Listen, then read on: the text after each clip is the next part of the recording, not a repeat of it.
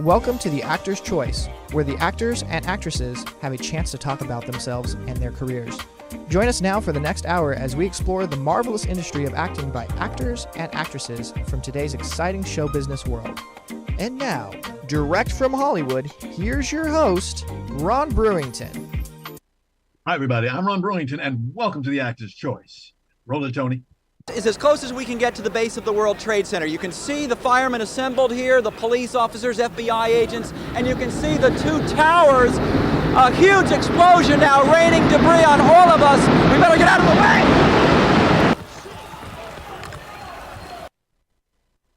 way! Ladies and gentlemen, today is the 22nd anniversary celebration of what is called the 9/11 events, where two planes hijacked by Islamic jihadists plowed into both towers at the World Trade Center, which you just saw. There was also an American Airlines Flight 77, which was hijacked and crashed into the Pentagon, killing all 64 people on the plane and 125 people in the Pentagon. And a fourth plane crashed in rural Pennsylvania, killing all aboard. Today, we have a renowned author who wrote a book about the unanswered questions that still exist. Ladies and gentlemen, please welcome Ray McGinnis. Ray, welcome to the Actor's Choice, and thank you, particularly on today's holiday. It's good to have you here. Where were you born, sir? Where was I born? I'm born in Vancouver, Canada, north of Seattle. Look at that beautiful picture. Beautiful picture. I knew you'd like that. Indeed, indeed.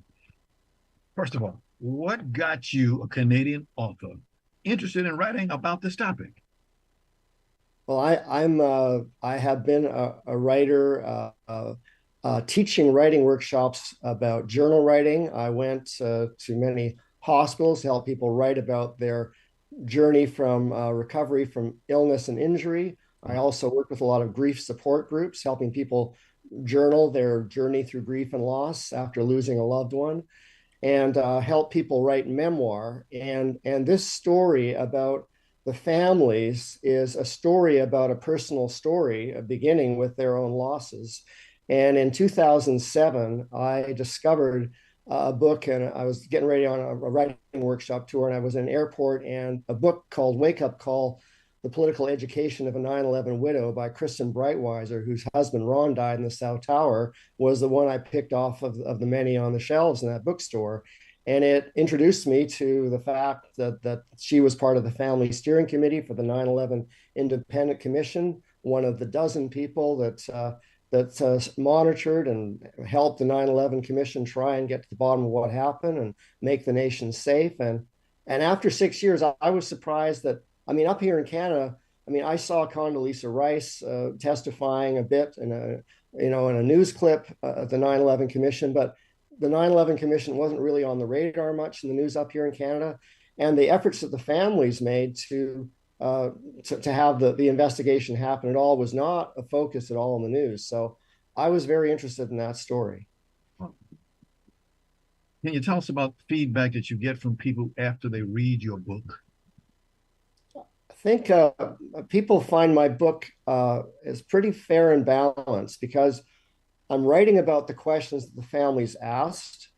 The dozen people I focus on, especially who were on the family steering committee, of those who've spoken to the press about how they voted in the year 2000, the majority voted Republican for President George W. Bush. So they really wanted just the government to find out what to do to make the nation safe.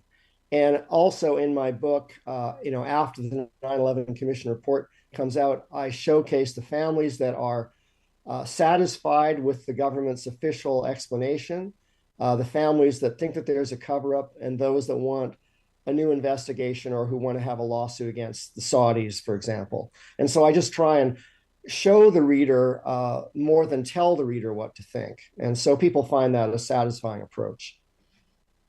A lot of work, a lot of research went into this book for you. How long did it take you to write it? It took me about 6 years. Initially, I went to the Family Steering Committee website that's up there still today, and looked over their many hundreds of questions that were unanswered, and watched their testimony before the 9/11 Commission, and read over a couple thousand articles that are referred to by different books that they pointed me to, including Paul Thompson's the Terror Timeline, which has over 5,000 articles he references. I didn't read all those, but many. And then I had to make some choices about, well, I'm not going to be writing about all the questions that are outstanding. So I just, focused on about a dozen. So it took quite a while to get, so what I ended up doing was the first part of the book describes the family's journey from grief and loss to going to Washington, D.C. and knocking on the doors of lawmakers to have an investigation. The second part is about what happened at the 9/11 Commission, the families trying to keep the commission on track. The third is a section of questions, and the fourth describes the different families' reactions and where we're left with more recently. What was it like for you when you went down to see the site? Down to ground zero? Yes. Yeah. Well, when I went there, and I had been there before, way back in 1991. I was taken up by friends in New Jersey. It took me up to the Windows in the World restaurant, and we had some appetizers. So I knew the North Tower. And so when I went back, there was the 9/11 Museum and Memorial. And I walked around the memorial. I wanted to look especially as a way of honoring. I mean, in my book, I named different family members who were lost, and different first responders, of the ones that there's lots of more people than I write about in the book, but I wanted to see their names on the memorial. I also went through the museum. So, it's both, it's surreal and also very sobering to go to that site and all that it represents. I know that there are families who I write about who were involved pivotally and giving suggestions for different exhibits in the museum itself. And then there are other families that I write about who don't want to go to the memorial. People have their own reactions about, is this going to trigger, my memory of losing my husband or wife or son or daughter. So it's a whole bunch of things that it brings up for the families. But it was really quite emotional for me, even as I would go and find this person's name or that, because also the people who died on the memorial, they aren't listed alphabetical. They're all listed in terms of different places in the towers where they died. So you have to go around and you see this person whose surname has a W and this person with a surname with a D, and they're all mixed together. And so it's about a puzzle piece, really, as you're looking at the memorial. I have to ask you this question. How can I get my hands on a copy of that book? You can get an ebook on Amazon.com. You can also get a paperback there. And if you want a paperback or hardcover through your favorite local bookstore, you can order it through your bookstore. I have to ask that question. I might ask it one more time before we get out of here. Thank you. Thank you, Tony. Don't look at that. Beautiful, beautiful, beautiful. What was the Family Steering Committee for the 9/11 Independent Commission? It was a group of a dozen people who represented different. There were 20 or 30 more organizations of families that were emerging in the fall and winter of 2001. Families of September 11th. Sally Reaganhard, who lost her son Christian, and Monica Gabrielle, whose husband Richard died, had formed the skyscraper safety campaign. There were the Jersey Girls, who had the September 11th advocates. There were Mary Fetchett and Carol Ashley and Beverly Eckert up in Connecticut with their Voices of September 11th. And so all of these umbrella groups then had representatives on the dozen people represented tens of thousands of families. If you sort of span out to each person who knows a family member or an aunt or uncle or a niece or nephew, it becomes a lot of people very quickly. And so they were the people that had rallies in Washington, D.C., that ended up being the people that met initially with Dr. Henry Kissinger to sort of vet whether or not he'd be the person to head up the 9/11 Commission. Then he resigned.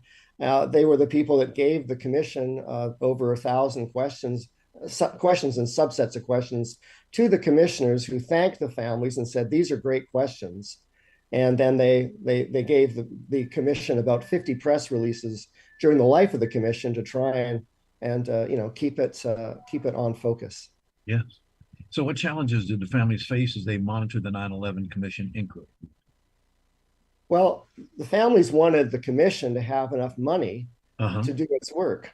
And initially, the White House, President Bush, they gave the commission $3 million to do their investigation. And contrast that with in the 1990s when Ken Starr and company were investigating the Clintons for Monica Lewinsky and Whitewater, they got about $80 million. So, eventually the commission got $14 million, but it was different commissioners themselves said to the press that they thought that they were being hobbled by a lack of funding. And another thing that they faced, I mean, Lee Hamilton, who had chaired the Iran Contra scandal and also the October surprise regarding the hostages in Tehran. His attitude was that he thought that having public hearings would be a bad idea. Yeah. He thought that using subpoena power to get different agencies to send different people would not be a good thing. I mean, the families had to arm wrestle him with that. They did get about a dozen public hearings, but they wanted twice as many, which were promised, and then the commission dialed back to fewer. And also, the executive directors, Philip Zelikow, was that they were making selections of witnesses. The families had lots of suggestions for questions, and often they found that those questions weren't being asked. And the 10 commissioners each had 5 minutes to ask each person the important questions. And what the families noticed, you'd have a certain female witness speaking before the commission, and you'll have a commissioner saying, that's a really great hairdo, love your slacks, or when Lee Hamilton is talking to Mayor Rudy Giuliani, he's kind of waxing about how he's an old Midwesterner himself, and isn't it great, looking back to Illinois or Iowa, and for the families that are seeing the commissioners have just 5 minutes to ask the questions, they're finding this kind of aside and kind of icebreaker conversation just frustrating. So, those are the kind of things that were going on. And I want to say one thing that they also did a press release around was that you would have witnesses coming before the public hearings, and as well there were in-camera hearings not available to the public for security reasons.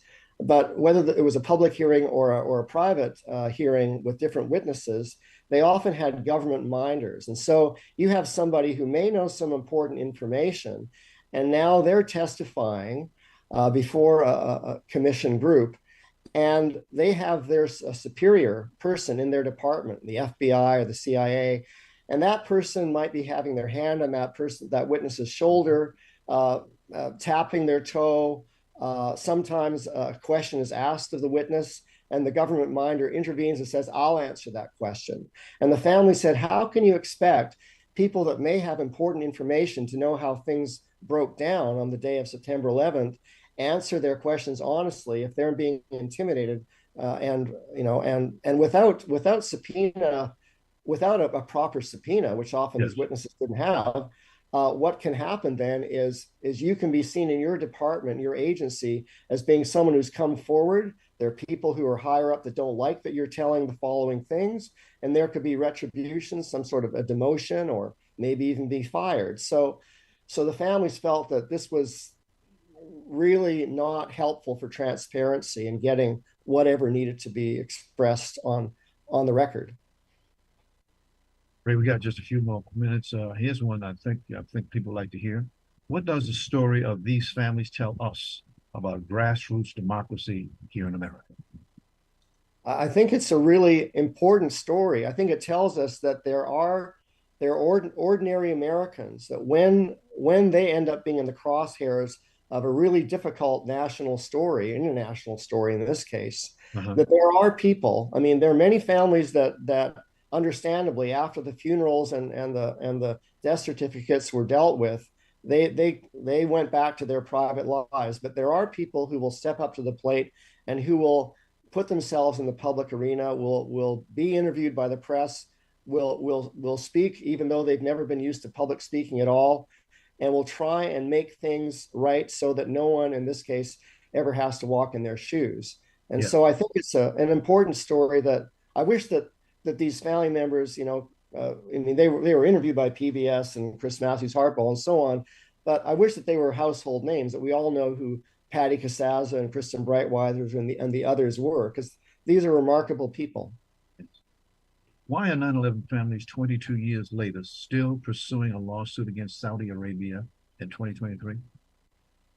Well, there is information that's come out over the years about well, that looks at certain Saudi individuals as being plausibly complicit in the attacks. Even involved in the Visa Express program, where Saudi officials were fast tracked, into America without even filling out completed visa forms, and that there were people like the guy who was in what's his name? I forget. Anyway, there was a man who El Bayoumi, who was involved in really befriending two of the hijackers that come off in the airport in Los Angeles or San Diego, and it just seems that there's an awful lot of that there is a plausible, the families believe. I mean, Kristen Breitweiser and others believe that there is a solid case to charge different individuals in Saudi Arabia with complicity in the attacks, and the families have run into some obstruction on the part of a number of different governments. And William Barr, Attorney General for Donald Trump, said that he didn't want the families to be taking the Saudis to court because it would imperil national security and harm state secrets. And the families are saying, how can our trying to take a foreign national in Saudi Arabia to court harm state secrets and what national security? We're trying to make the nation safer by getting to the bottom of this angle to the story. So it's a puzzle for the families that are pursuing this still. I did a little research on myself since 2001 when this happened. Barack Obama, Donald Trump, and Joe Biden, all as presidents, they all went to Saudi Arabia. Yes, so our friends the Saudis. So, it's a real puzzle about what that story is and what it may point to, and so I think that I wish the families the very best in trying to get satisfaction, have a day in court, because then you can have people swearing under oath and penalty of perjury and getting disclosure and evidence and all of that, which the 9/11 Commission never. The 9/11 Commission never was that. Many people didn't have to swear under oath. So it's a court of law would be an interesting venue even for this angle these many years later. Got you. From your book, has any documentaries came out of that yet? No. I'd say that a documentary which preceded mine was called 9/11 Press for Truth, that focuses on the Jersey Girls and a number of other people in the Family Steering Committee. But that came out in 2006. Be good for another documentary, maybe by the 25th anniversary, on what these families did. It'd be good to see that. When you travel around the world talking to people and you talking about your book, what do these people get out of it? What do they say? Well, I think people often find that they're surprised at different details in the book. I think that for so many people like myself, and after September 11th and the blur, I mean, I was in Joshua Tree National Park and September 11th, and took 5 days to get back across the border to Canada on a bus because no planes were flying. And then there were the anthrax attacks, and then there was the war in Afghanistan, then Iraq, and so much of the news was a blur. And you could have a really good article in the St. Louis Post-Dispatch or in the Chicago Tribune or in the Seattle Post-Intelligencer or some other paper in the LA Times, but unless you're reading all of those articles, you wouldn't know. And so I think that it's like a big puzzle piece, and I think that people say that they find the book, it gives them reason to revisit the whole story, and also they feel like they're almost put in the position of being a 9/11 commissioner themselves as they read each chapter, and then think about, well, that's what Lee Hamilton did, but what would my reaction have been? What would I have wanted to tell the families at that point in the investigation? So it helps people to put them in the position of being, what would you have done if you were in a position of authority to do an investigation? Yes. Last night I was watching 60 Minutes, and they did a piece that said, "No responders left behind." The fire department statement. That's the way they felt. No responders left behind. No responders left behind. I know from having walked around the memorial, Uh-huh. that the 9/11 memorial at Ground Zero, that there are 343 first responders who died, and I've spoken to other people, Tommy Hetzel's family with his memorial in Queens, so I know that there were 343 first responders whose lives were lost on September 11th. All I can say before you leave, would you do this again? This book, if you have a chance to do it over again? Well, I would. I mean, I certainly am glad that I've written this book. I think Yes. maybe I will. Maybe there's some other questions that I might write about in articles or columns that sort of supplemental to what I've written so far. But I think it's a good. I'm pleased that it's been a good start and that it's been received well by people across the political spectrum. I think people, mostly because I don't tell people what to conclude or what to think. I just try and show them what the families went through and chronicle that story. Well, I understand you have a busy day today. You're going. How many more interviews you got to do before the day is over? Two more interviews. Woo! Hello. Hello. Well, got to make time to have some soup. Indeed, indeed. Well, thank you so much for helping us to celebrate the 22nd anniversary of the terror attack on New York City and other places. This tremendous event will never, never, never be forgotten. I'd like to thank you for your publicist, Eileen Proctor, my good friend, to have you here on our show on this occasion. So best wishes, continued success, sir. Thank you. Thank you. Thank you.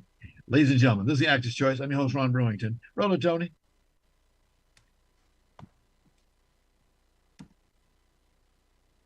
Ladies and gentlemen, we'd like to let you know that we're asking the Actors Choice Squad to help us get former baseball player Curt Flood into the Baseball Hall of Fame. Now, Curt passed away January 20th, 1997. He's the husband of one of our wonderful guests, renowned actress Judy Pace. And we ask you to just give us a call, contact the TAC office at 213-349, that's 3941. Again, 213-349-3941. We sincerely thank each and every one of you for being a part of this magnificent award for a great baseball play. Okay? Okay. Roll it, Tony. What would happen if your favorite characters, Cho-Cho from Madame Butterfly, Kim from Miss Saigon, didn't have to kill themselves? Hello. My name is Rena Dutt, and I'm the director of This Is Not a True Story by Preston Choi. I'm Preston Choi, and I'm the playwright of This Is Not a True Story. It's about 3 heroines from Asian American media, theater, film. Orientalist theater heroine fulfills a tragic suicide, only to be trapped in a loop. Just want to thank you for that video that you sent us. Oh, we're going to use it over. We're going to play it again and again. Let other folks see it. Great work you did. Ladies and gentlemen, my next guest today is an actress who produces theater and occasionally directs. She's done a lot of films with such films as Tom Hanks and Julia Roberts, those kind of folks. She's also had recurring roles in TV shows such as Scandal, Goliath, and This Is Us. She likes to work, so they tell me. So today she's going to tell us about a new play that she's got that is making a world premiere. Ladies and gentlemen, please welcome Julia Cho. Greetings, Julia. Welcome to the Actors Show. You get me excited, girl. We're going to see what's going to happen. I got too excited. Did you see who was on before you? Did you see that person there? No, I wasn't able to. I was just in the waiting room. Got you. He was a gentleman who was talking about today, of course, is the 22nd anniversary of 9/11. And he's the gentleman who wrote a book about it.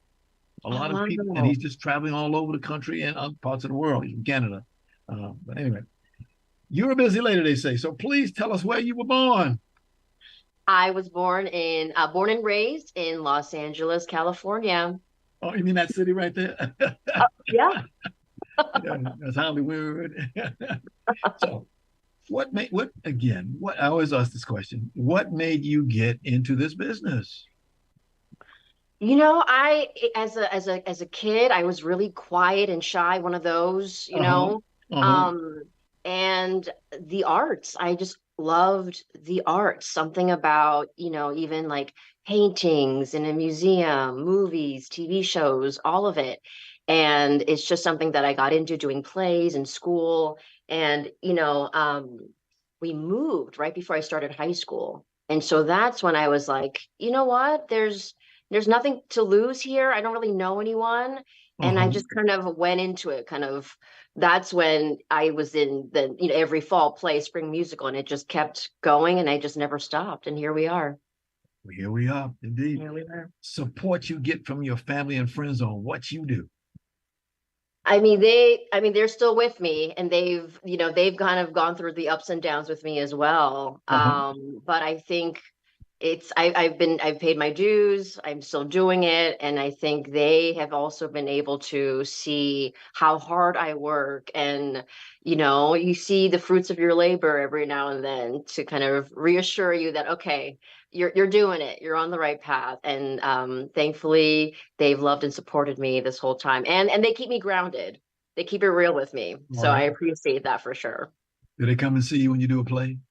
They do. They do. And, bless their hearts. They're there. And sometimes they give me notes. But again, they're the ones who keep it real with me. So I take it.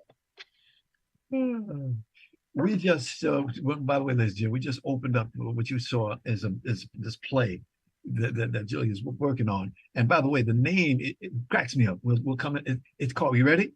This is not a true story. Say it again. This is not a true story. Yeah. We'll come back to that. Yeah.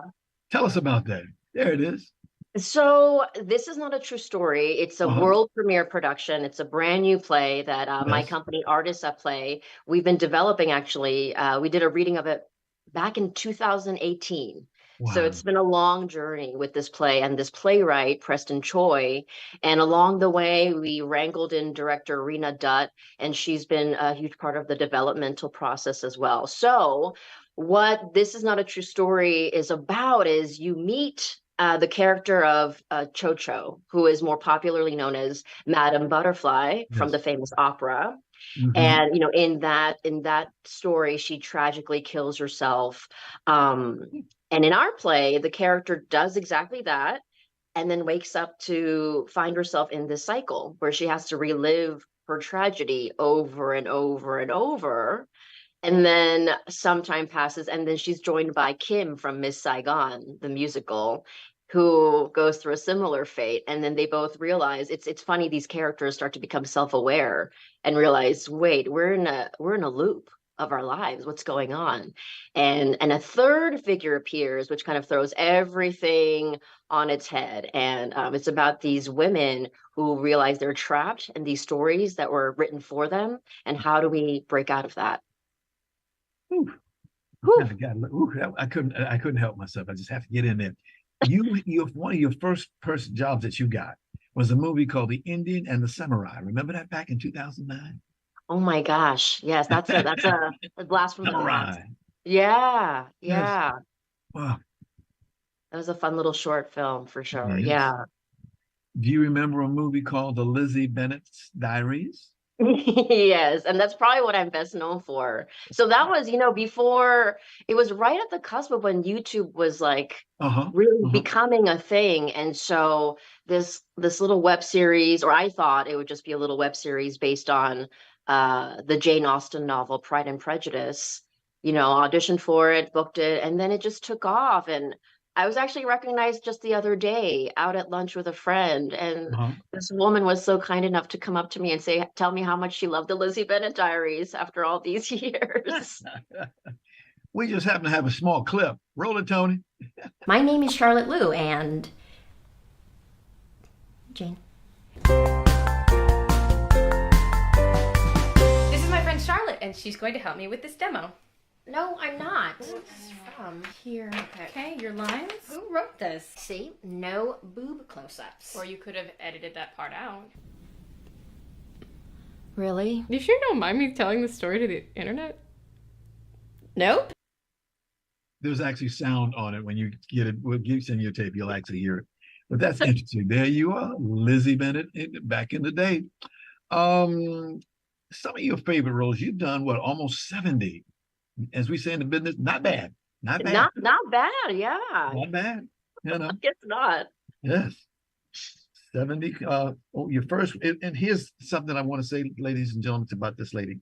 She started out, her first one was in 2009, of course, with Samurai in Indiana. Since then, this lady has worked at least one job a year from that time, 2009, to now. Well, that's pretty impressive. It is very impressive. It's very impressive. I actually didn't know that, so thank you. Thank you, Ron. Yeah. You are very good at what you do, Julia. You really thank you. I try. You really got it going on. Let's see. Okay. Showtime. This is not a true story. Can you show us that picture again, Tony? There's the old roster there. Look at that photo. Look at that. The poster. Isn't that nice? Wow. A lot of work goes into that. So now you got, okay, let me break it up. Tell everybody just a little bit, if you would, please. A fictional worlds colliding together with reality. Is that a part of the synopsis? It is. Yeah. Mm-hmm. Okay. And it's oh no, go ahead. Ladies first. The fictional worlds being, these characters from, as I mentioned, the opera Madame Butterfly, the musical Miss Saigon, and then this film called Kumiko the Treasure Hunter. So it's these projects that center Asian women as the leads, and yet they're all stories written by white men, technically. And so it's interesting to see the similarities of how these women are kind of framed as these tragic figures, and how that in turn has become the stereotype that we've just kind of accepted over the years. And so this play is really about re-examining that, and how do we kind of break that down and move forward and create new characters and new stories. Well, I would like to ask, being Asian, why people make a big thing out of it? You're just an Asian. Right. But I think, I'm sure, you can relate as well, where, well, you're just a Black man. You're Black. I'm Asian. What's the big deal? And I think it goes to people who claim that, racism doesn't exist and we're all one race. We're one human race. And ideally, of course, we want to live in a world like that. But the fact of the matter is we are different. But instead of making that a bad thing, why can't we learn to kind of respect and acknowledge our differences and embrace those differences, and just recognize that we're all different. We're all unique. We have different life experiences, but let's honor that and let's learn about that. Clap your hands. Asian American theater artists at play and the Latino theater company have all come together on this picnic. Yes, we've partnered with the Latino Theater Company before, but this is our first show in their venue, the LATC, Los Angeles Theater Center in downtown LA, and we're really excited to be in this space. It's a beautiful historic building. It holds actually multiple theater spaces, so we'll be in theater 2. The show's really coming together and looking beautiful, and it's been a great collaboration, so we're really excited about it. Good. Whenever you're on a set, what's your favorite position? Where I like to be on set, huh? Yeah.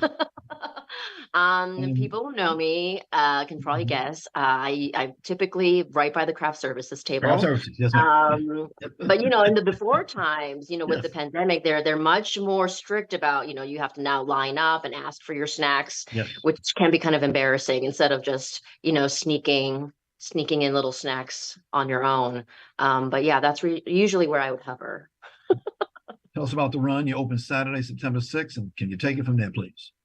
Yes. So previews start Thursday, September 14th. The show officially opens Saturday, September 16th, and we'll be running Thursdays through Saturday evenings, Sunday matinees at 4 p.m., and that'll take us through mid-October.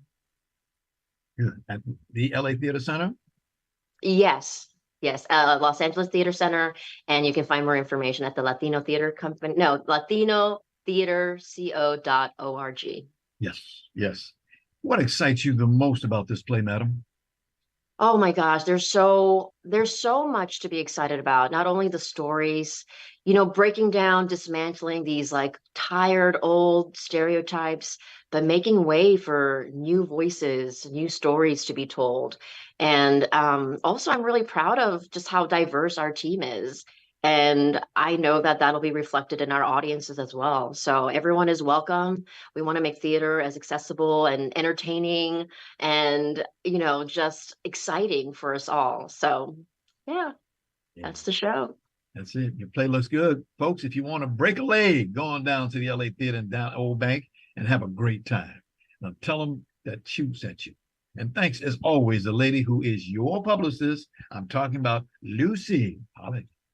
Lucy Pollock. Yes, thank Everybody you. knows that lady. Everybody knows her. Ladies and gentlemen, Julia Cho. Thank you so much. Thank you so much. Thank you, Ron. Thank you. God bless. This is the Actor's Choice. I'm your host, Ron Brewington. Roll it, Tony.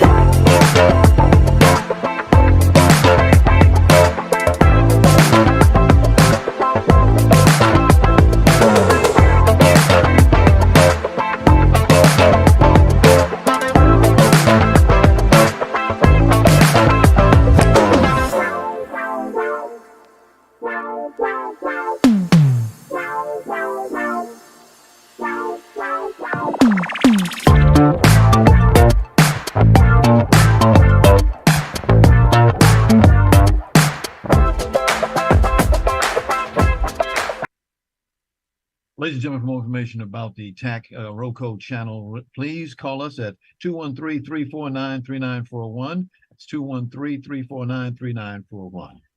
Hold it, Tony. I see an idea being born. Absolutely right. Oh, I got one for you since we're telling tales around the campfire. This here's the story about three little boys who were squirted into existence, already stinking of hell's fire because their tone-deaf daddy made some type of up Old Testament deal for a guitar or whatever the hell, and then couldn't be bothered to wear it. Ladies and gentlemen, my next guest today is a filmmaker. Now, his first was called Squatters. He's won dozens of awards and was coined the best indie comedy on the web by the Two Fella. Pick that up, the Two Fella What News. Now, during the pandemic, this gentleman became recognized. When you see him and you're looking at him, you know him. He was recognized as a pioneer in live theater and music events in virtual reality. Above all, he believes in giving back, whether through free workshops and tutorials, volunteer youth programs, or establishing his own innovation lab at New York University's Tisch School of Arts. Ladies and gentlemen, without any further ado, please welcome Brandon Bradley. Greetings, Brandon, and welcome to the Actor's Choice. You're busy. Thanks for having me, Ron. How you doing today? Very Good, how are happy to you? have you here. You are a busy, busy man. When I look, by the way, please, I had to get this out. I was looking at this. This man has almost about 115 IMDb credits. Oh, that's a lot of work. That's a lot of auditions. A lot of auditions, yes. A bunch of them, indeed, indeed. So first of all, where were you born at, sir? Native North Carolinian? Yes, sir. In what city? Durham, North Carolina. Okay. Maybe I didn't hear you. No. Okay. What made you get into this business? Well, I fell in love with performance here in North Carolina and community theater originally. Got into doing theater with and for the community, realizing that I could actually impact others through storytelling. And that brought me to New York to start pursuing both my training, but also live theater and events, and slowly merged over into film and television. Okay. So in this business, I see that you have been performing and producing theater as a teenager. You got out there real early. Yes, sir. Yeah. There was not a lot of performance opportunities, so you had to make it on your own. Mm-hmm. Nothing wrong with an opportunity. That's what this country is great for. Opportunities, sure. Indeed. Sure. And now here you are, a multi-award-winning actor with over, like we said, over 100 IMDb films and TV credits. As we say in the business, not bad. Not bad. Not bad. Not bad.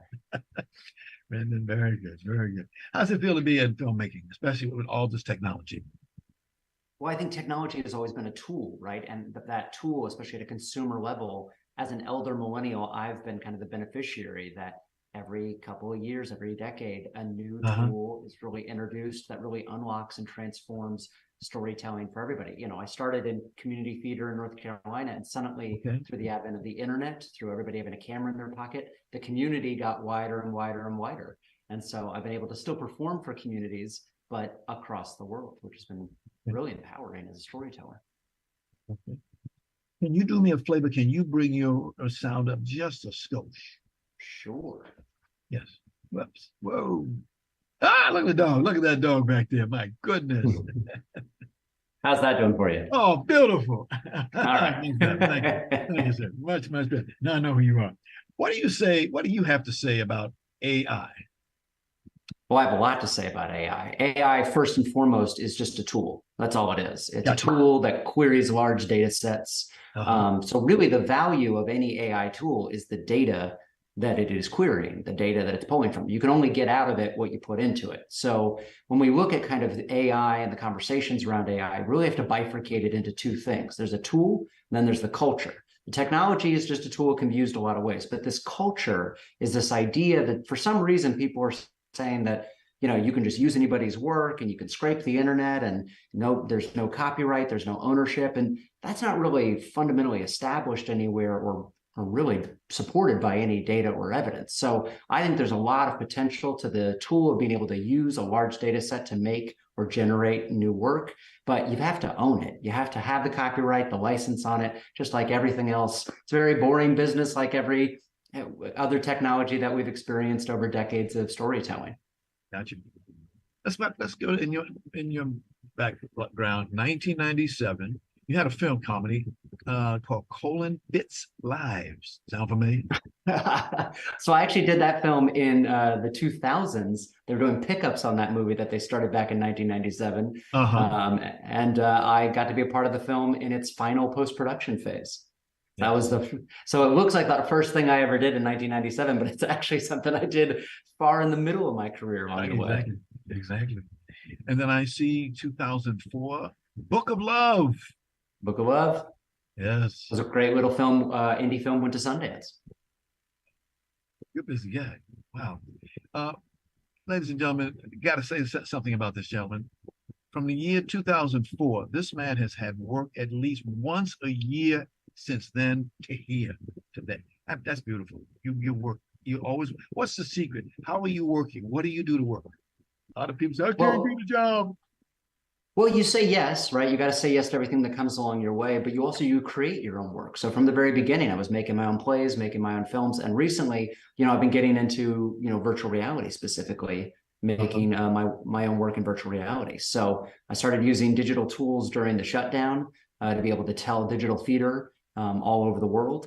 And then from there, I got into virtual reality technology to start actually putting myself live in virtual reality as a multi-user system with other people around the world, both making theater and performing theater. And so I've actually performed live virtual reality on 3 continents across the world with live audiences, getting to tell and co-create stories using these new tools and these new technologies. But again, by making that work, it then gets me recognized globally, and I get to meet new collaborators, new directors, new writers, who then, when we're doing other projects like film and television, I get to be in that. So I've been doing a VR musical for the last 2 years, and I don't think it's an accident that after doing that VR musical for 2 years, I got to be in Dolly Parton's musical Christmas special last December. So all these things contribute to each other. So it is about just making your own path, making your own work, and then finding collaborators to take you along the ride. 2019, here's another movie for you, Shadow Trap. Remember that movie? Which one? Shadow Trap. Shadow Trap. I don't even remember that one.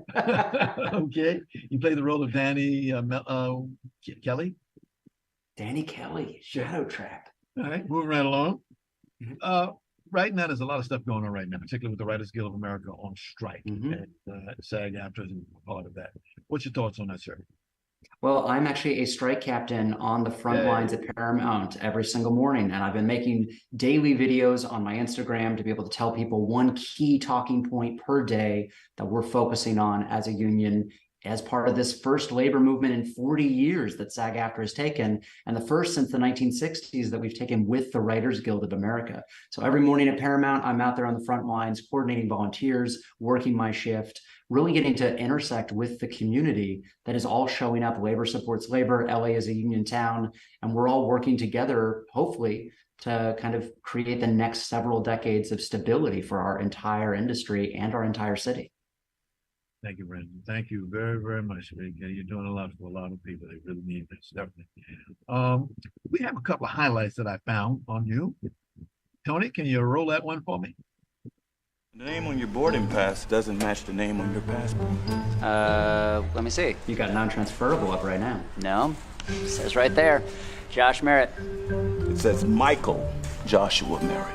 Yeah, so Michael Josh Merritt. That don't fly. Well, I mean, not flying is not really an option right now, so. I won't allow you to board with the wrong documentation. Are you serious? There's nothing wrong with my documentation. Do I look like a terrorist? You want to check up my butt, see if there's anything up there? Well, I know something's up there, but you want me to find out. Oh, you must say that to all the guys. I'm sorry, is there? That was good. When I saw it, I said, oh yeah, he's out there again, out there doing what you're doing. Well, speaking of it, I wrote and directed what we just watched. Is that right? That's right. Right. You have your hands in a lot of stuff, my brother. How you do You it? have to. Yeah. You have to. Because that leads me to say, what advice would you give to a person who wants to be in this business?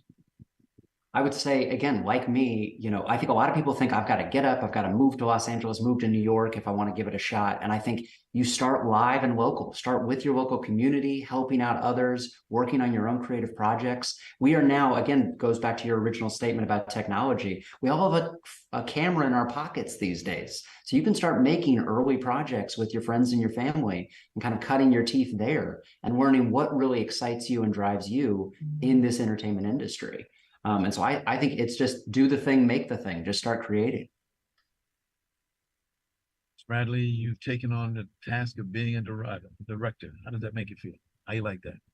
Being a director is it's like being the parent to the project, right? You're basically gathering bodies and minds and trying to really support your team. I direct specifically from much more of a theater ensemble mentality than specifically like a singular visionary. I like to hire a cinematographer that I trust with their talent and their vision. I like to hire audio engineers and composers and actors that can really bring their ownership and essence to their specific role on the project. So for me, it's being at the center of that like project management and collaboration that really excites me to kind of set everybody who I know and respect up for success.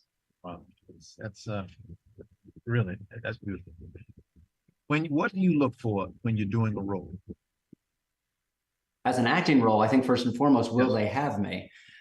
Is trying to, try to find people who want to work with me and jive with me. But it's always then something has to challenge me in the project. And that could be challenging me in working at a level or with an elevated group of people on a major network or a major film set. It could be something within the project that I have to learn a new skill or new ability to take on that character. It could be a physically demanding experience that I'm having to learn some sort of new embodied performance, or it could be an accent or a dialect that I want to really hone in and work on. But for me, it's always about getting inside of another human, another perspective on life and trying to see if I can bring honesty and integrity to that story. Got you. Before we get out of here, I got to ask you this question. I see that you like to do onboard XR video games. Can you tell us about it? Sure. So Onboard XR is specifically a community theater collective in virtual reality that I host. It is a seasonal sandbox that anybody in the world, so any of your listeners, if they're like, what's this virtual reality stuff about? I want to get involved. Anybody in the world with no download, no software, no equipment can basically stand up their first little 5-minute prototype of a virtual reality experience. And then we invite audiences and they get to watch it. And we've been doing that for about 3 years now. And we've supported over 50 original projects and artists and monetized their work. So we put money in the pockets of creatives along the way. Wow. Brendan, thank you very much for coming by today. Please come back again. And thanks to Deidre V. Lyons for having you. Absolutely. One of the best directors if you want to hear about directing. Is that right? Yes. Oh, well, All right. Well, thank you. Best wishes to you. We'll get you back again. Thank you, Ron, and thank you, Tony. My pleasure. I want to thank our sponsors, Harvey Brand for Photography as an Art, Ron Irwin's Lose Life, The Way to Lose Weight, Larry Buford's Book to the Future, Time Travel Message in a Capsule, State Farm agent Carl Green, and veteran actor Rob Brownstein's actor training school called An Actor's Space. And much thanks to our guest today, author Ray McGinnis, actress, producer Julia Chio, and actor, director, writer Brendan Bradley.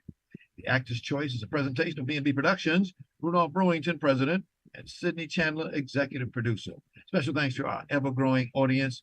Be well. I'm Ron Brewington. See you next time.